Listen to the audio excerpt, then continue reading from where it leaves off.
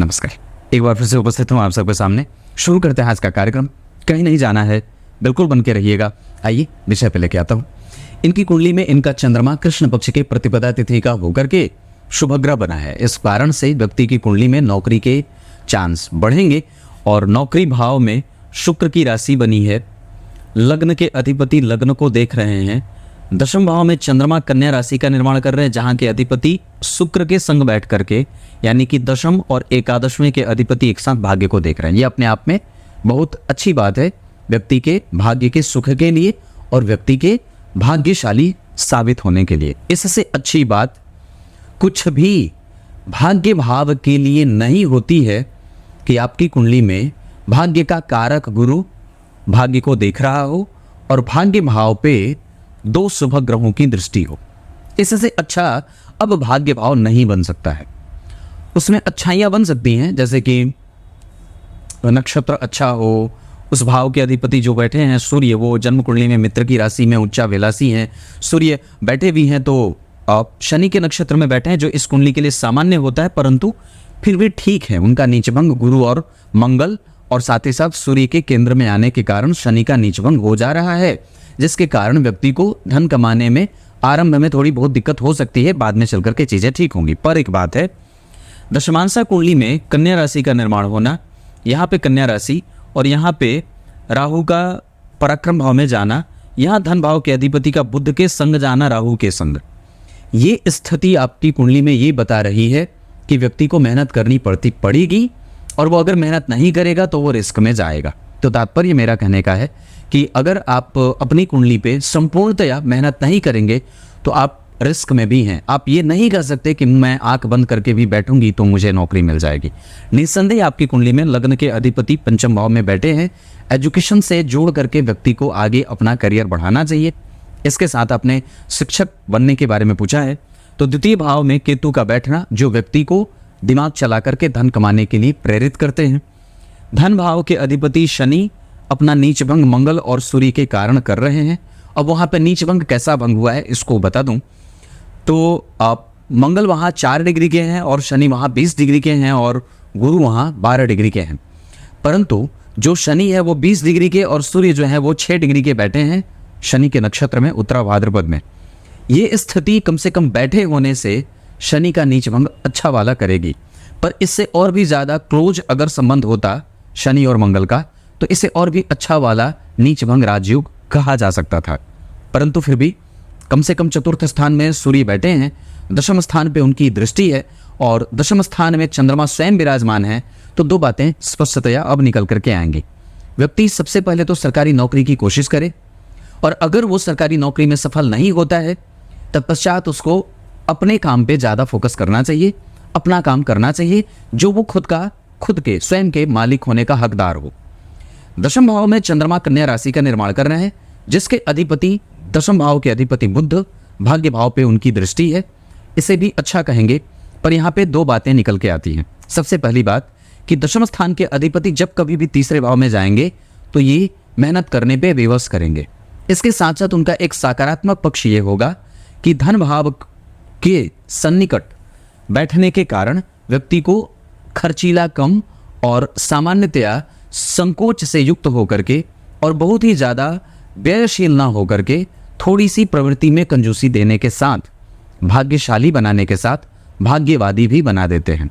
पर वस्तुतः जन्म कुंडली में गुरु जो लग्नेश हैं वो शनि और मंगल के संग बैठे हैं और दशम भाव के अधिपति जो करियर और पिता के अधिपति होते हैं वो बुध शुक्र के संग बैठे हैं जो 6वें भाव के अधिपति होते हैं। इस कारण से हमें निश्चित रूप से सावधान हो जाना चाहिए परस्पर 3 बातों को लेकर के। पहला, पिता के साथ संबंध, दूसरा आपका कारोबार या आपकी नौकरी या आपके करियर को लेकर के, और तीसरा अपनी सामाजिकता। इसके अतिरिक्त कारोबार में जब कभी भी थोड़ी बहुत उधेड़ बुन आती है तो वो इसलिए ही आ रही है क्योंकि आपकी कुंडली के दशम स्थान के जो अधिपति बुध हैं वो 6वें भाव के अधिपति के संग बैठे हैं और 6वें भाव के अधिपति शुक्र इस कुंडली के लिए और 7वें भाव के अधिपति बुध इस कुंडली के लिए सामान्यतया बाधक भावों के अधिपति होते हैं। यही कारण है कि कई बार आपके जीवन में पराक्रम ज्यादा करने पे आपको विवश करवा देते हैं ये दोनों ही ग्रह। एक बात और भी बताऊं, इससे अच्छी बात कुछ भी नहीं हो सकती है कि आपकी कुंडली के दशम स्थान या नवम स्थान के अधिपति एक साथ बैठ करके, ये कहीं भी अगर भाग्य भाव पे कम से कम 2 शुभ ग्रह की दृष्टि और भाग्य के कारक गुरु की दृष्टि भाग्य भाव पे है, इसका सबसे संपूर्ण सुख ये मिलेगा कि व्यक्ति भाग्यशाली है और उसको जीवन में उसके भाग्य का और उसके पूर्वजों का आशीर्वाद उसे मिल रहा है। परंतु यह एक नुकसान का योग बनेगा। व्यक्ति को उतना ज्यादा पराक्रमी और हठी बनाने में उसकी टिप्पणी हो जाएगी और इस कारण से कई बार व्यक्ति थोड़ा आलसी हो जाता है, क्योंकि लग्नेश के साथ शनि बैठे हैं। इस वजह से उसकी प्रवृत्ति थोड़ी धुंधली, क्योंकि लग्नेश के संग मंगल जन्म कुंडली के पंचमेश बैठे हैं तो शिक्षकीय योग लगेगा और धन भाव के अधिपति वापस अपनी 10वीं दृष्टि से धन को देख रहे हैं। ये अपने आप में ही शिक्षकीय योग विकसित करेंगे। कारण है क्योंकि जन्म कुंडली के धन भाव के अधिपति शनि इस कुंडली के लिए सामान्य ग्रह के रूप में परिभाषित होते हैं और गुरु और मंगल के संग बैठने के कारण व्यक्ति की कुंडली को शिक्षकीय योगों से युक्त करेंगे। लग्नेश के संग शनि तृतीयेश होकर के बैठे हैं पंचम भाव में।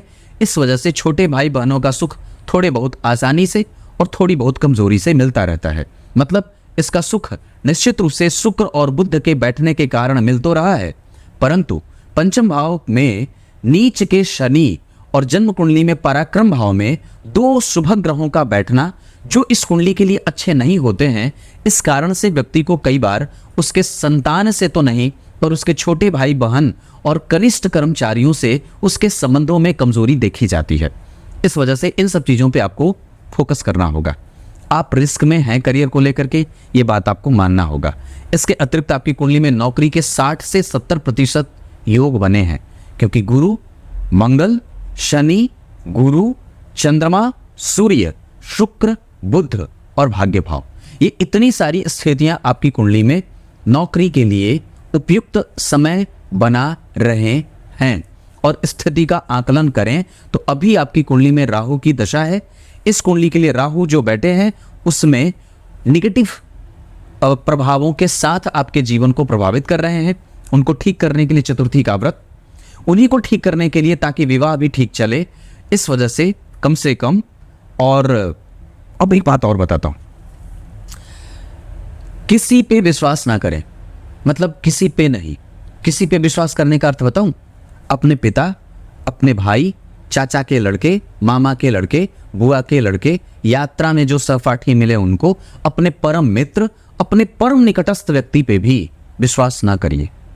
सांप, बिच्छू, डंक मारने वाले जीव, इसके अतिरिक्त धारदार तलवार, हथियार से युक्त जो चीजें होती हैं उस पे, सिंह वाले जानवर, इसके अतिरिक्त घर में कभी भी अकेले रहें तो सबको बता दें कि मैं अकेले हूं।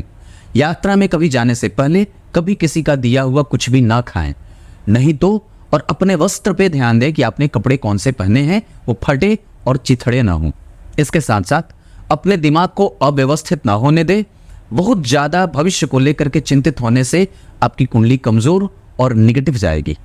तो बहुत ज्यादा भविष्य को लेकर के सोचने की आवश्यकता नहीं है। अगर संभव हो सके तो एक लाजवर्त जल्दी से धारण कर लीजिए। इसके अतिरिक्त चतुर्थी का व्रत और कम से कम रामचरितमानस के 1 पेज का पाठ प्रत्येक दिन अवश्य किया करें। सप्तश्लोकी दुर्गा का पाठ अष्टमी और चतुर्दशी को अवश्य करें। इसके साथ साथ अगर हो सके तो 3 बार हनुमान चालीसा का पाठ नियमित रूप से करें।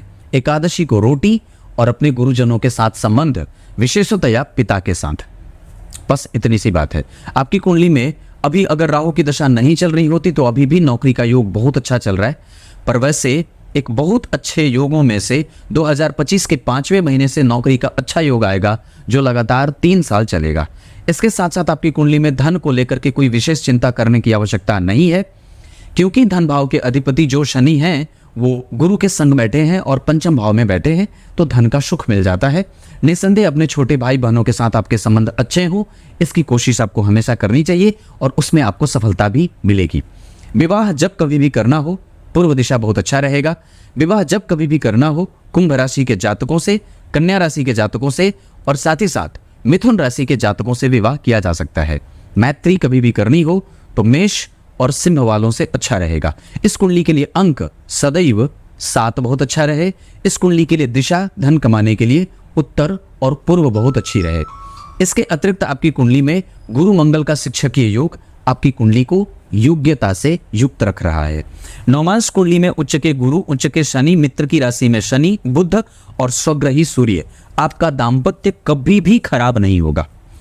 कर्म क्षेत्र में व्यापार के योग भी बने हैं। अगर नौकरी नहीं लगेगी तो खुद का रोजगार अवश्य स्थापित करिएगा। और एक बात और बता दूं, आपकी कुंडली में आपका दाम्पत्य ठीक है, उसको कभी भी कमजोरी नहीं है, बस थोड़े कठोर ना बोलना। पति के ऊपर बहुत ज्यादा हावी होने की बात नहीं है और अपने आप को बहुत ज्यादा सत्यवादी समझने की भी आवश्यकता नहीं है। आपका दर्शन अच्छा है, आप एजुकेटिव हो और आपकी कुंडली मजबूत है क्योंकि चंद्रमा कमजोर नहीं है। इस कुंडली में राशि बनी है कन्या, जिसके अधिपति नीचा विलासी हो रहे हैं। इस कारण से भी अपनी प्रवृत्ति को बल दीजिए और अपने निर्णय लेने की क्षमता को और भी ज्यादा धारदार बनाइए। बस इतनी सी बात है। और क्या बताऊं, इस कुंडली में धन कमाने के लिए कभी भी जाना होगा, आप पूर्व दिशा की तरफ जा सकते हैं।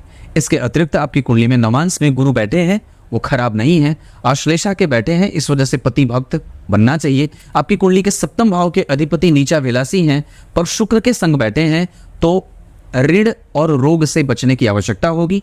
किसी को बहुत ज्यादा पैसे देने की कोई आवश्यकता नहीं है। विवाह में मतभेद न हो, इस वजह से कुंडली मिला करके विवाह करिएगा। द्वितीय शनि मंगल के संग बैठे हैं, इस कारण से विवाह के योग कमजोर न हो और विवाह वक्त पे हो जाए, इसकी भी कोशिश करनी चाहिए। क्लियर है? अब क्या बताऊं, अब बात और बता देता हूं। आपकी कुंडली में राहु जो है वो 2031 के नवंबर तक है, इस वजह से ये लाजवर्त 2031 के नवंबर तक पहनना चाहिए। पर इसके साथ साथ अगली जो दशा आएगी गुरु वाली, उसमें गुरु जो बैठे हैं वो अश्विनी नक्षत्र के बैठे हैं और केतु वहां से 4 घर पीछे बैठे हैं। द्वितीय भाव में केतु बैठने से मानसिक संताप बढ़ता है और हेडेक भी व्यक्ति लेता है। कई बार वो दूसरों के द्वारा इस्तेमाल होता हुआ अपना जीवन बिता देता है। अपने आप को समझिए, अपने आप को और भी ज्यादा प्रैक्टिकल बनाने की आवश्यकता है। आप गुरु से प्रेरित हैं, गुरु लग्न और भाग्य को देख रहे हैं, लाभ पे भी उनकी दृष्टि है, इस वजह से इस कुंडली का लाभ क्षेत्र, इस कुंडली का व्यक्तित्व, हालांकि लग्नेश गुरु शनि के संग बैठे हैं, इस वजह से थोड़ी सी मैत्री में कमजोरी भी हो सकती है। तो धन कमाने के लिए अगर जो थोड़ी बहुत मशक्कत बन रही है वो राहु की दशा के कारण है। पर आपको नौकरी के लिए जो भी कोशिश होनी चाहिए उसको पूरी करने की आवश्यकता है। आपको नौकरी मिल जाएगी। 60 से 70% तक इस कुंडली में नौकरी के योग हैं। क्लियर है? पिता का सुख इस कुंडली से बहुत अच्छा होगा। आरंभ में थोड़े बहुत मतभेद बनेंगे। आपकी कुंडली में नौकरी के योग सूर्य भी लगा रहे हैं। और एक बात बता दूं तो शिक्षकीय योग इस कुंडली में ज्यादा हावी है। तब तक के लिए बहुत बहुत नमस्कार।